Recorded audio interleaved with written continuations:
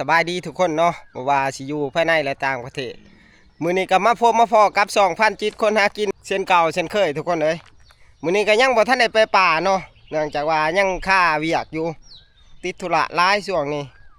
หลังจากวิทย์สงกรานต์แล้วก็โอ้ยเวียกงานก็หลายได้ทุกคนเอ้ยมื้อนี้ก็เลยถือโอกาสมาอัปเดตอันเฮือนใหม่ของนายพรานนะว่ามันไปหัวไชแล้วเนาะนายพรานก็สิมาอัปเดตให้เบิ่งในมื้อนี้เนาะเพราะว่ามื้ออื่นนี่บางที่ก็นายพรานนี่ก็สิได้เดินป่าได้เนาะตอนนี้ก็ทีมงานเฮาก็ขึ้นก่อนเลยเพราะว่าสิเป็นพันทองบ่หรือว่าเถาพอก็ไปก่อนเลยพุ่นและลำเสนวนพุ่นผ่านป่าก็ไปเนาะยังเหลือแต่ว่าผ่านเฮียงส่วนผ่านเฮียงนี่ก็บ่สบายทุกคนเห็นสาวต่อยเพิ่นเช็ดน้ำเช็ดในอยู่ไข่2-3 วันเลยนายพรานก็โทรถามนั่นแหละก็ใครแน่แหละจังน้อยเดี๋ยวนี้เนาะนี่เด้ทุกคนเงื่อนเฮานี่ก็เดินทางมาได้ประมาณนี้แหละเนาะสร้างเพิ่นก็แอมคุ้มไปเบิดเลยเนาะยังขาดแต่ว่าใส่บ้านแล้วก็ลูกติ้งกับบันไดเนาะ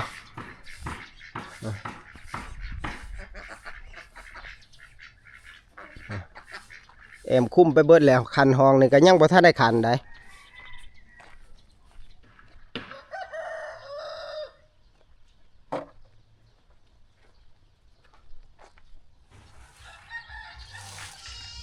ไปบ้านนี้สีผ้าขึ้นไปเบิ่งเทิงเฮือนบ้านนี้เป็นจังไดสีกว้างหรือแคบแอมแล้วเลยเนาะ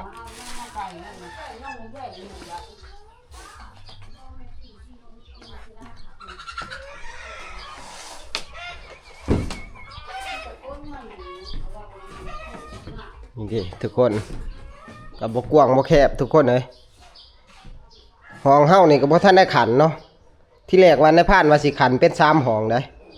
คิดว่ามันสิจ่อเกินไปมันสิแคบนะพื้นที่สิบ่ได้ในพานก็เลยสิขันมาแล้วจังซี่เนาะขันเอา2ห้องเนาะเพราะว่าพื้นที่นี่เฮากะป้าไว้เพื่อว่าอันเป็นห้องโถงห้องยังนะพอได้เฮามีพื้นที่ใส่ซอยกว้างขึ้นเนาะตอนแรกเฮาก็ว่าอยากกั้นห้องเลยเนาะแต่ว่าเฮาก็เกี่ยมวัสดุนำบ่ทันนะสร้างนี่เพิ่นก็เมื่อบานเบิดแล้วเนาะเพราะว่าในพานนี่ก็หาไม้ให้สร้างเพิ่นนำบ่ทันนะจำพวกแป้นบ่หรือว่าเส้นตังนี่ก็ยังหาบ่ได้อยู่ประเภทลาวบันไดบ่หรือว่าลูกติ่งในพานก็ยังบ่ทันได้คาดว่าปีนี้นี่ก็คือสิหยุดไว้เพียงส่ำนี้แหละเนาะเพราะว่าคือเว้าหั่นแหละเศรษฐกิจซุมื้อนี้เนาะทุกคนก็ได้รู้กันดีว่ามันจังใดเศรษฐกิจซุมื้อนี้เนาะในพานก็หาเงินนำบ่ทันคือเว้าหั่นแหละไว้ปีหน้าพุ่นแหละในพานก็สิมาสืบต่อเฮ็ดใหม่นะบ่ว่าสิเป็นบ้านประตูบ่หรือว่าปองเอี่ยมหรือว่าลาวบันดอกบันไดสงสัยสิไว้ปีหน้าพุ่นแหละทุกคนปีนี้เอาเพียงซ้ำนี้ก่อนนะเพราะว่าบ่ไหวเลยทุกคนเลยบ่มีเงิน เศรษฐกิจย่ำแย่หลายช่วงนี้เนาะประเภทวงกบใหญ่นี่ก็ในพานก็ใส่ไม้แดงกับไม้จิกเนาะไม้แดงนี่ก็ได้คือส่วนหนึ่งนะส่วนไม้จิกก็ได้ส่วนหนึ่งเพราะว่าในใจแล้วก็อยากได้แต่ไม้แดงนั่นแหละเพราะว่าเฮาก็หานำบ่ทันก็เลยเอาไม้จิกมาใส่เนาะไม้จิกก็ดีคือกันแหละทุกคนส่วนว่าวงหน่อยนี่ดิไม้จิกนี่วงหน่อยเนาะวงกบนี่ก็คือไม้จิกเนาะ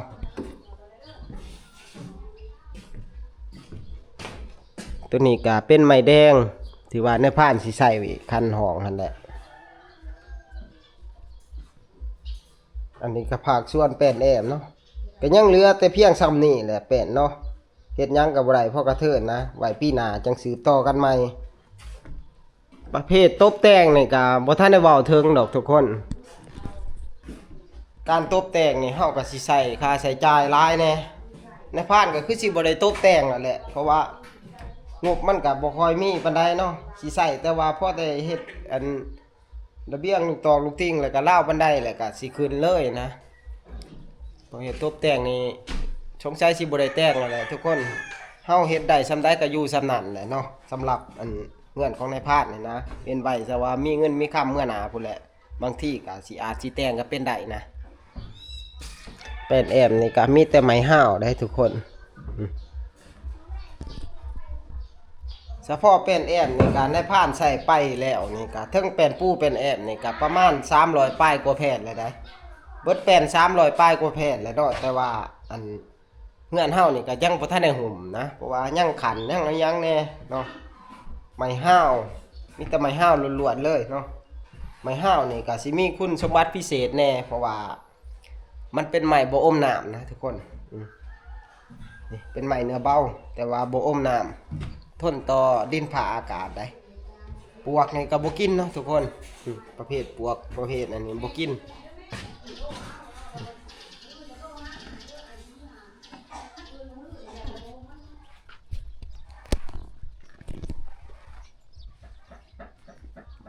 ก็สิประมาณนี้แหละทุกคนนี่พื้นอิหยังก็เฮาบ่ทันได้เทดอกเนาะ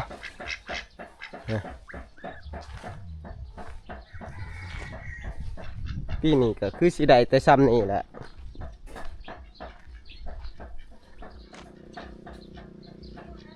วันนี้นายพรานก็สิมาสืบต่อเวียงงานอันนี้แหละเนาะนายพรานก็เฮ็ดอันเหล่าไก่นะบ่ทันได้แล้วเหล่าไก่พันไข่เนาะเฮือนนายพรานนี่ก็ปลูกไว้อยู่กับทงหน้าเลยเนาะเพราะว่าเฮือนในบ้านหันนายพรานก็ย้ายออกมาอยู่หน้าเนาะ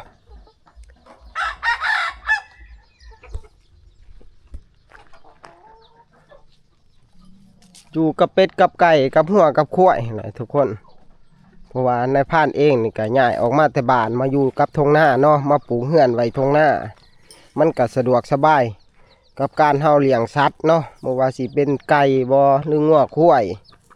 หมูแบ่นายพรานก็เลี้ยงไว้เบิดเนาะอันนี้ก็คืออันนายพรานก็สิปลูกเหล่าไก่พันไข่นะ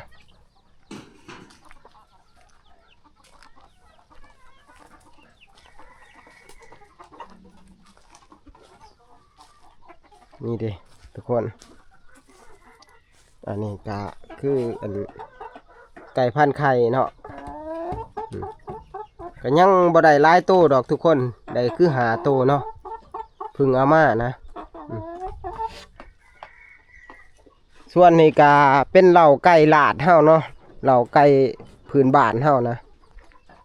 ก็สิเป็นจำพวกเป็ดแน่อยู่นี่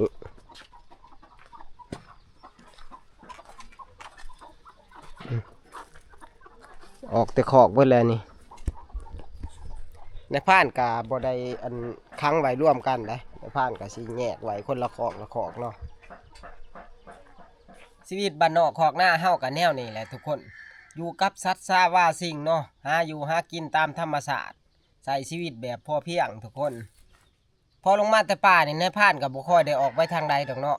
เพราะว่าบ้านในพานนี่ก็อยู่ห่างไกลศอกหลีกแน่เนาะก็มีแต่อยู่น้ำสัตว์ซาว่าสิ่งนี่แหละอยู่น้ำงัวน้ำข้วยทุกคนหลังจากนั้นก็แล้วเวียงแล้วงานกับไปป่าต่ออีกเนาะ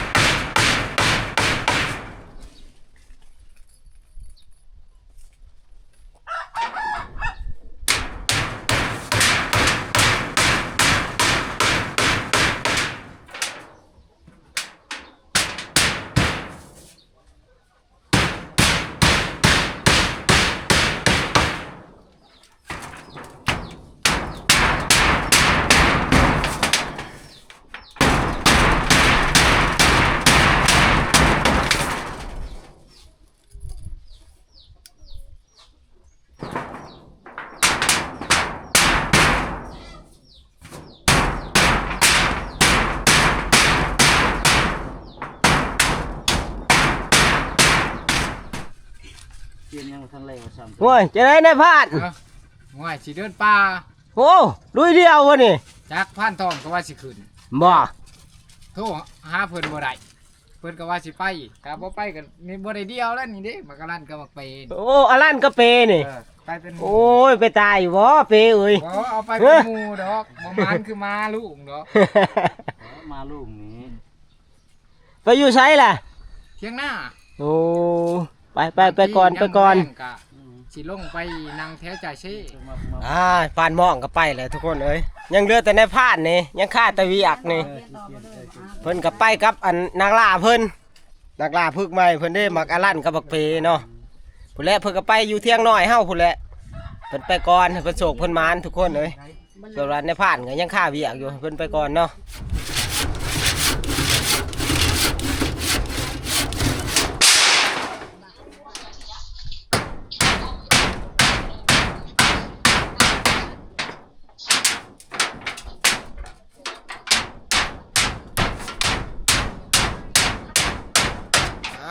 จบบานนี้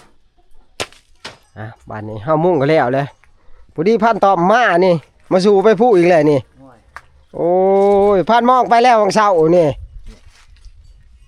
จังว่ามาคุ้มจะไปนี่แล้วจังว่าสิคุ้มมาเฮ็ดให้มันแหลวนี่โลกไก่นี่ มืออื่นแต่เช้า โอเค นี่แหละเคี่ยวเวียกงานเฮานี่มันแล้วก่อน ไปเสือเขียว อืม เนาะบ่แล้วก็แม่นไปได้มื้ออื่น ไปแน่มืออื่นนี่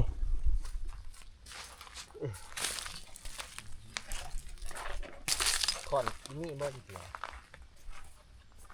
แม่นี่แม่เตียงหั่นเด้อซักทหารก่อนก่อนนี้นะ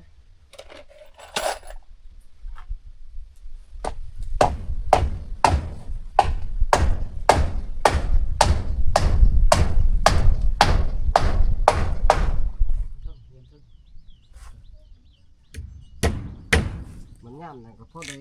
ค้างใจเนาะอยู่นี่ตักมาเนาะ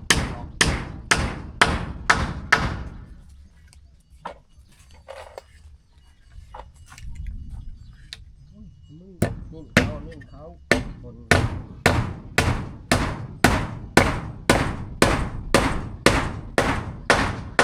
แอมแล้วอันพายหนึ่งทุกคนเลย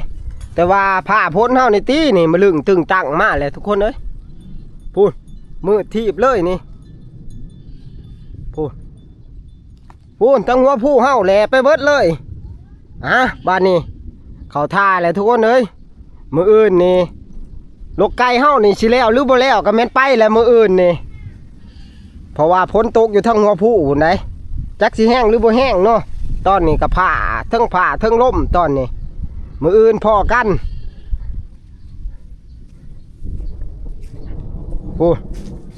ผ้าก็ได้สิคอยตอกไปนี่แหละแล้วบ่แล้วก็ว่ากันแหละมือนี่ว่าแต่พ้นตกใจหอบเหาะกับป่าทุกคนเลยแนวนี้แหละอาชีพเฮาอยู่กับป่าเนาะ ใจอยู่ป่าบ่ได้แน่นี่ มืออื่นนี่ลุยแต่เช้าแล้วก็พานตอมกับนายพานลุงเพิ่นมืออื่นนี่เนาะ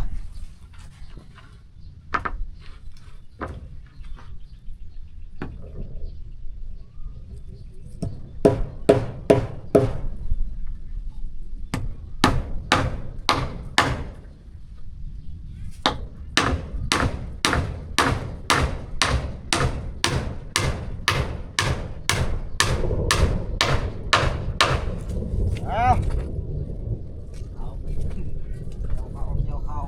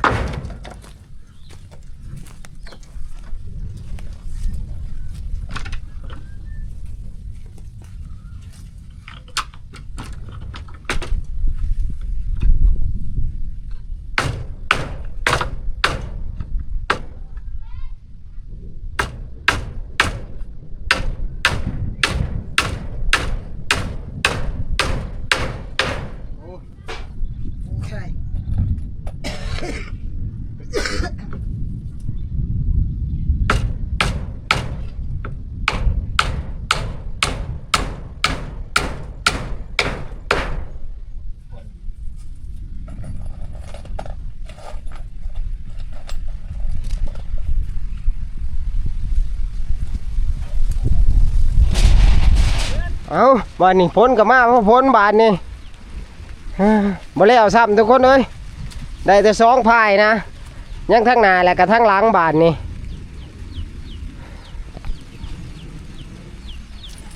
เอาบานนี้ในพานกาสิยุติเพียงเท่านี้เลยเนาะเอาเป็นว่าโอกาสหน้าผู้แลมาแต่ป่าผู้แลจักสิแล้วอันสำหรับยุงไก่เฮานี่เนาะมาวันนี้กันในพานกาสิปิดคลิปไว้เพียงเท่านี้เนาะไว้พอกันใหม่ในคลิปหน้านะ